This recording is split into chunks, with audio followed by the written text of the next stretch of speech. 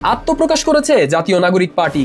আত্মপ্রকাশ অনুষ্ঠানে দলটির কেন্দ্রীয় সংসদে দায়িত্বপ্রাপ্তদের আংশিক কমিটি ঘোষণা করেন দলটির সদস্য সচিব আক্তার হোসেন।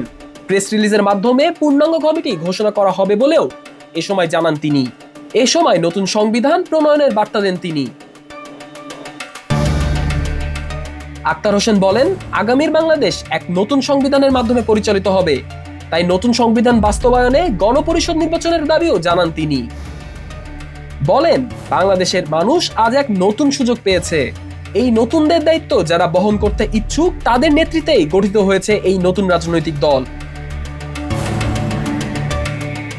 এ সময় আনুষ্ঠানিকভাবে দলটির কেন্দ্রীয় সংসদের আংশিক কমিটি ঘোষণা করেন আক্তার হোসেন, যেখানে আহ্বায়ক হিসেবে এক দফার ঘোষক নাহিদ ইসলামের নাম ঘোষণা করেন তিনি। সিনিয়র যুগ্ম আহ্বায়ক হিসেবে সামাদা শারবিন ও আরিফুল ইসলাম, সদস্য সচিব হিসেবে দায়িত্ব পেয়েছেন আক্তার হোসেন। এছাড়া মুখ্য সংগঠক দক্ষিণের দায়িত্ব পেয়েছেন হাসনাত আব্দুল্লাহ, পাশাপাশি মুখ্য সংগঠক উত্তরের দায়িত্ব পেয়েছেন সার্জিস আলম।